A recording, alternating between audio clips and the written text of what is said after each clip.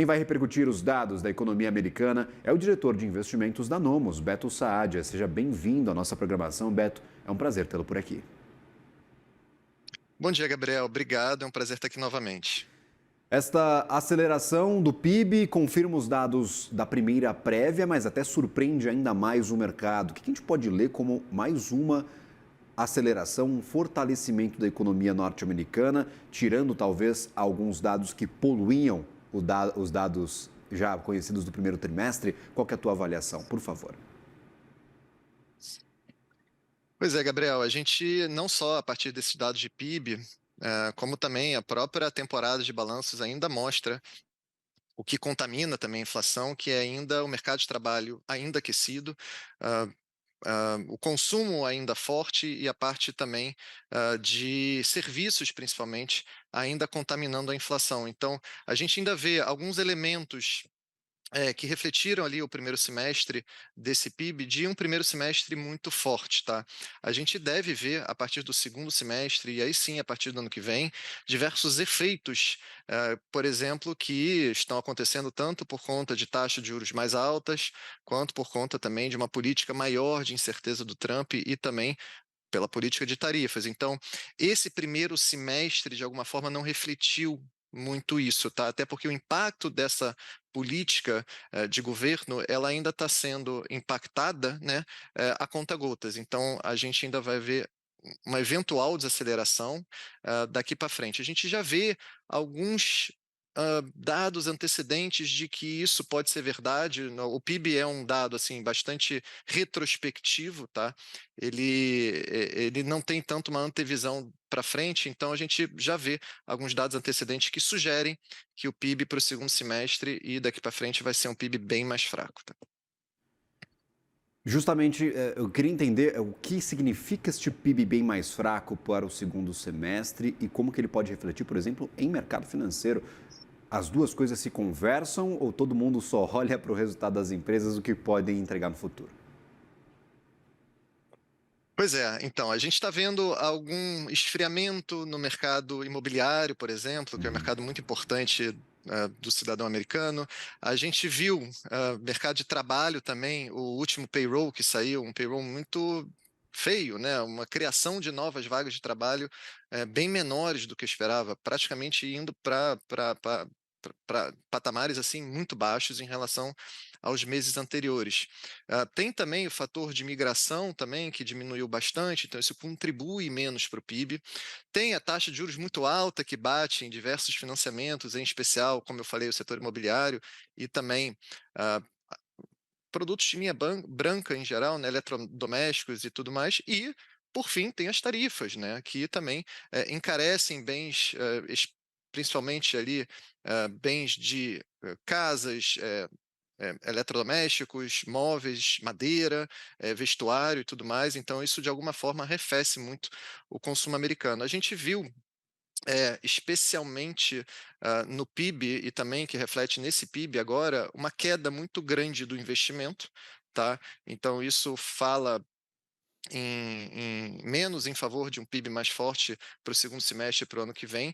E a gente viu também uma importação, a gente continua vendo ainda um índice de importação muito alta, tá? Então, o que sugere que essas empresas, de alguma forma, e elas tiveram tempo para isso, elas se anteciparam a eventuais tarifas. Então, o que, que acontece? Elas já estão estocadas, né? Elas fizeram estoque praticamente para o ano inteiro. Então, olha que importante, isso mostra, isso reflete ali um consumo global um consumo americano mais forte, que acabou também ah, deixando ali o PIB um pouquinho mais acelerado, né? Falando sobre essa estocagem, esses movimentos antecipados, conversei com alguns setores produtivos brasileiros que me disseram o seguinte: Gabriel, depois do tarifaço, a gente conseguiu vender o que a gente tinha, que se não vendesse para os Estados Unidos ia estragar. O que a gente fez? Deu 40% de desconto, pegou o dinheiro que era até menor do que o custo para produzir esses produtos, principalmente produtos perecíveis, e a partir de agora a gente vai reduzir produção, a gente vai tentar buscar outros mercados, mas para os Estados Unidos a gente não produz mais. Pode ser que isso tenha acontecido, que produtos que já estavam destinados aos Estados Unidos tiveram suas tarifas basicamente, parcialmente, na verdade, incorporadas pelos exportadores e a partir de agora a gente pode ver um movimento inflacionário. mais forte, na tua opinião. Como é que você enxerga este efeito da inflação sobre o consumo no segundo semestre? Sim, Gabriel, o que que a gente viu, e aí também eu vou pegar um outro dado um pouco menos na superfície aqui, que é a temporada de balanços, né? A partir do momento que esses CEOs, esses CFOs, eles faziam as suas apresentações assim de conference call, eles explicavam o que que eles fizeram, principalmente em relação às tarifas, tá? Então você pega, por exemplo, uma Home Depot, né, que é uma importadora de madeira e de objetos para residências, tá? Ele num primeiro momento, ele abaixou as margens, né? Ele pressionou margens, ou seja, ele não repassou esse aumento de preços de produtos importados maiores, né? Ele não repassou isso para o consumidor final, mas agora, num segundo momento, como o próprio a conferência dessas empresas falou, seria esse momento de repasse, sim, de preços, tá?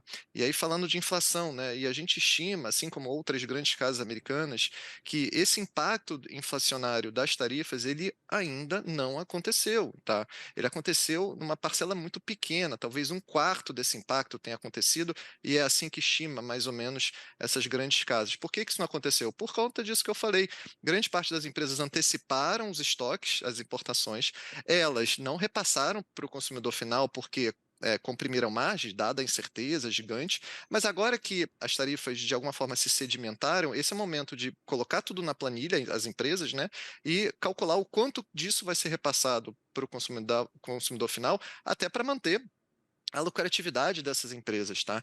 Então, isso está acontecendo. É esperado que as tarifas não impactem, inclusive o PCI amanhã, que sai de inflação, impacte um pouquinho, mas que esse impacto ocorra até outubro, até o ano que vem, não só na inflação, tá? Mas também no PIB. Então, existe ali uma expectativa de queda do PIB americano, que também não vai acontecer somente no segundo semestre.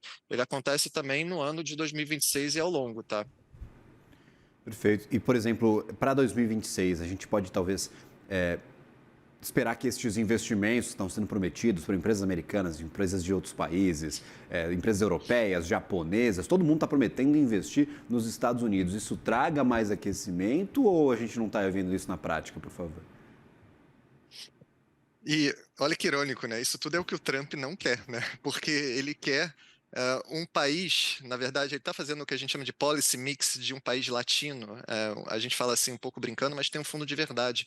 Ele, de alguma forma, ele quer, na verdade, estruturar o bolsão industrial dentro do país, né? E para isso ele precisa ter uma economia de uma etapa anterior de desenvolvimento, uma etapa um pouquinho mais de um país emergente, um país latino. O que isso quer dizer? Quer dizer uma moeda mais desvalorizada, tá? Quer dizer dívida mais alta, como já está acontecendo, e trabalhar num ambiente de inflação mais alta, tá? E seria, por exemplo, não trabalhar com a meta de inflação de 2%, talvez 3%.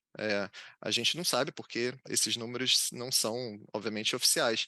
Mas e aí sim, para colocar a cerejinha aqui de querer um país latino, é atacar as instituições, em especial o Fed, e isso tudo coloca esse ambiente de confusão institucional, acaba gerando uma desvalorização maior para a moeda americana e entregar o que o Trump, o policy mix que ele quer, que aliás não está acontecendo, né? A gente viu o DXY também relativamente forte e o próprio americano não reagindo tanto a essas incursões institucionais que o Trump está fazendo, o que é bem estranho, porque na verdade a única explicação que a gente pode dar é por conta da geração atual que nunca viu isso, por exemplo, a última vez que isso aconteceu talvez tenha sido nos anos 70, então eles ainda não são tão brasileiros a ponto, por exemplo, se imagina um presidente demitir um diretor do Banco Central aqui no Brasil, qual seria a reação dos mercados, né?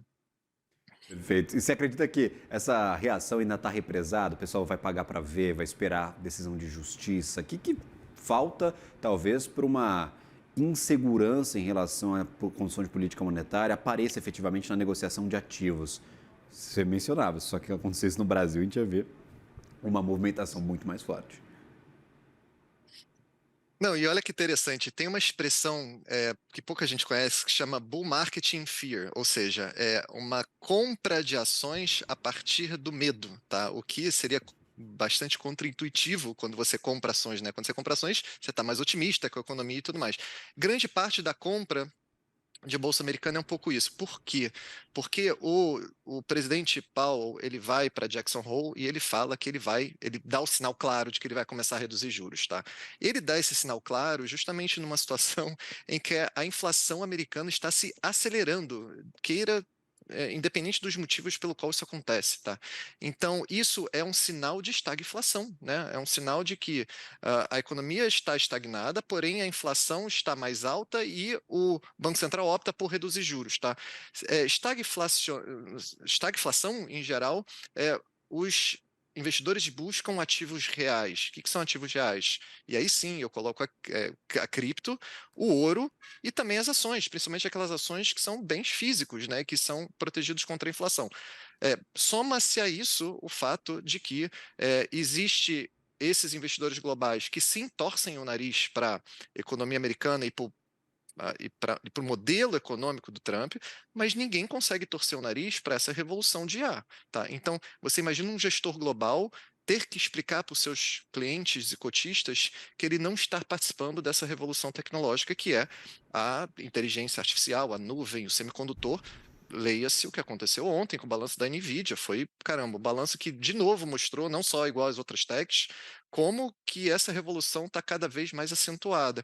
Então, são esses dois motivos. Não deixar de participar dessa revolução tecnológica, que está refletido na Bolsa, e também de se proteger contra um cenário estagflacionário, que foi a sinalização do Powell. É um movimento muito curioso que é descrito no livro Crises Econômicas Internacionais, do saudosíssimo professor Roberto Dumas, nosso amigo aqui, está sempre aqui na programação da CNN, trazendo suas ponderações. Ele descreve justamente isso. Num cenário de excesso de recursos em liquidez, o pessoal vai buscando por mais rentabilidade, as gestoras vão ficando para trás, precisam entrar na moda, fala, cara, se eu não comprar ação de tecnologia, o meu cotista vai me mandar para o espaço, vai para outra gestora com certeza. Eu preciso entregar esse tipo de rentabilidade para o mercado financeiro e aí a gente tem talvez alguma exposição excessiva a certos riscos e aí, claro, engatilha outros fenômenos que podem ser vistos aí em outras crises econômicas internacionais vistas anteriormente. Não é previsão de que vai acontecer alguma coisa com os Estados Unidos, mas é um movimento muito parecido, Beto. É todo mundo colocando dinheiro em risco neste FOMO, neste fear of missing out, nesse medo de ficar de fora. Pois é, o efeito manada ele sempre regulou tanto as bolhas econômicas quanto as crises, grandes estouros da bolha, né? E eu também sou um entusiasta do estudo das bolhas, né, e dos seus acadêmicos e teóricos. E aí o que a gente está vendo, na verdade, como a gente você pegar, por exemplo, o setor de tecnologia, apesar dele estar muito caro e caro há muito tempo, ele é muito diferente, por exemplo, daquele período no finalzinho dos anos 90, quando você também teve um estouro de bolha de ações de tecnologia. Também não, você teve um estouro de bolha de ações de tecnologia naquele momento. Existe uma diferença, tá? Na verdade, como é que eu enxergo de uma forma mais positiva a revolução da IA? A primeira é que os lucros são muito crescentes, tá? E você viu isso muito pelos balanços. Então, é diferente dos anos 90, que os lucros não eram crescentes, algumas empresas, inclusive, eram queimadores de caixa. E o segundo motivo é que essa tecnologia da IA e também do semicondutor, e também da nuvem, e também dos aparelhos dos smartphones e os streamings e tudo mais, eles têm uma capilarização muito grande que vai desde das grandes empresas até o cidadão comum. Então, isso é um dos sinais, essa utilização em massa da IA que está acontecendo, é um segundo sinal de que sugere que não é bolha. É óbvio que grande parte dessas ações vão ter as suas correções de preço, isso é normal, mas igual a que aconteceu nos anos 90, em que você tinha uma empresa que mal tinha 3 anos de vida, já fazia o IPO, já emplacava um comercial no Super Bowl, por exemplo, e nunca teve lucro na sua história, isso provavelmente. E não era capilarizado, ou seja, não eram todas as pessoas que participavam do universo de e-commerce que estava acontecendo nos anos 90, né?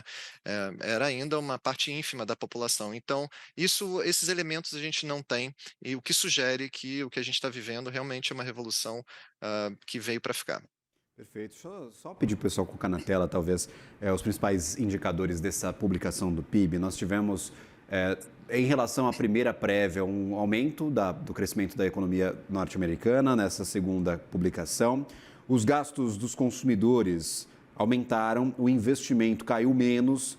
O governo até aumentou um pouquinho, pelo menos nessa segunda leitura, aumentou a leitura de gasto do governo. As exportações caíram cerca de 0,14% e as importações elas cresceram basicamente na mesma proporção que tínhamos anteriormente, 3,3% de crescimento para o PIB norte-americano. Essa aqui é a telinha que a gente comentava no começo da sua participação, né? Essa queda nos investimentos, talvez contratando um crescimento menor para o segundo semestre e para o ano que vem. E esses gastos do consumidor ainda bastante fortes.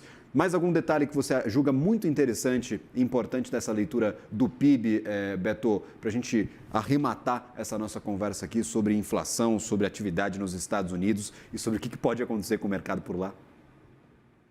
Sim, e por mais que seja difícil de mensurar isso, o sinal, e tem alguns indicadores americanos, é a incerteza da economia americana. Esse sim é o maior, vamos dizer, é o maior indicador de desaceleração do PIB mais para frente. Por quê? Você conversa com esses, de novo, eu estou colocando aqui as conferências que tiveram em relação ao período ali de divulgação de resultado das empresas americanas, e a grande dor desses CEOs, desses CFOs e desses diretores é a incerteza da economia americana e, portanto, eles não passam mais cheques, né, para investimentos enquanto eles não tiverem um horizonte e uma previsibilidade minimamente decente para poder, obviamente, fazer os investimentos das empresas. Então, esse número aí negativo de investimento se dá por conta do próprio ambiente que o governo colocou de incerteza econômica, tá? Principalmente ali em relação às tarifas. Então, essa queda dos investimentos é o que a gente acha que vai bater no segundo semestre e também no ano de 2026 com um crescimento bem menor, mas aí, obviamente, atingindo os objetivos do Trump, que é ter ali esse bolsão de produção de bens dentro do seu próprio país. Muito obrigado, Beto Saadio, diretor de investimentos da Nomos. Sempre bem-vindo à nossa programação. Agradeço por nos ajudar a entender parte deste momento da economia dos Estados Unidos e nos ajudar a descobrir, ou pelo menos projetar o que pode acontecer a partir de agora. Um bom dia, um bom trabalho para você. Bom dia, Gabriel. Obrigado. Agradecer. Até a próxima.